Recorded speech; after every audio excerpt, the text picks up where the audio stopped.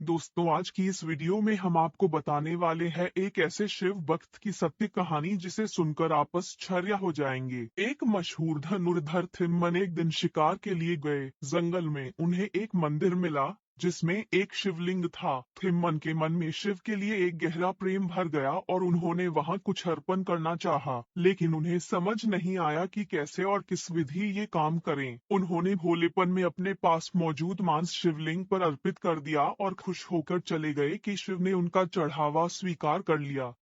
उस मंदिर की देखभाल एक ब्राह्मण करता था जो उस मंदिर से कहीं दूर रहता था। हालांकि वह शिव का भक्त था, लेकिन वह रोजाना इतनी दूर मंदिर तक नहीं आ सकता था, इसलिए वह सिर्फ 15 दिनों में एक बार आता था। अगले दिन जब ब्राह्मण वहां पहुंचा तो शिवलिंग के बगल में मांस पड़ा देखकर वह भौंचक्का रह गया, यह सोचते हुए कि यह किसी जानवर का काम होगा। उसने मंदिर की सफाई कर दी, अपनी पूजा की ओर चला गया। अगले दिन थिम्मन और मांस अर्पण करने के लिए लाए। उन्हें किसी पूजा पाठ की जानकारी नहीं थी, इसलिए वह बैठकर शिव से अपने दिल की बात करने लगे। वह मांस चढ़ाने के लिए रोज आने लगे। एक दिन उन्हें लगा कि शिवलिंग की सफाई जरूरी है, लेकिन उनके पास पानी लाने के लिए कोई बर्तन नहीं था। इसलिए वह झरने तक गए और अपने मुंह में पानी भर कर लाए और वही पानी शिवलिंग पर डाल दिया।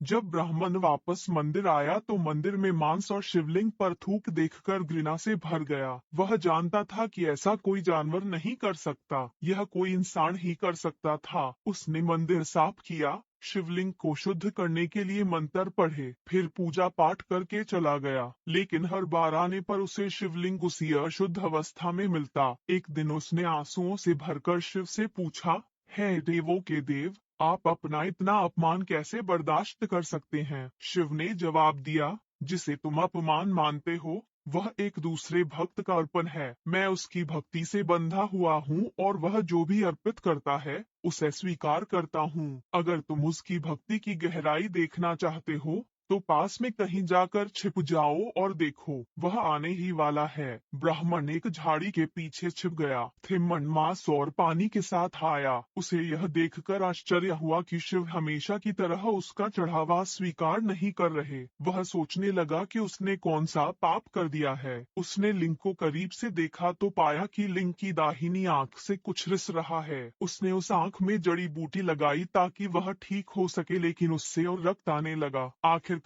उसने अपनी आंख देने का फैसला किया। उसने अपना एक चाकू निकाला, अपनी दाहिनी आंख निकाली और उसे लिंग पर रख दिया। रक्त टपकना बंद हो गया और थिम्मन ने राहत की सांस ली।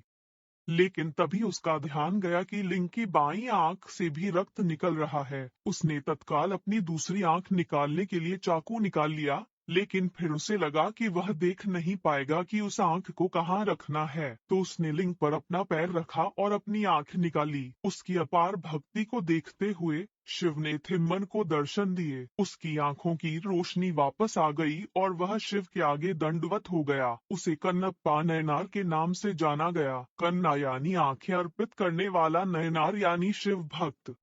हर हर महादेव।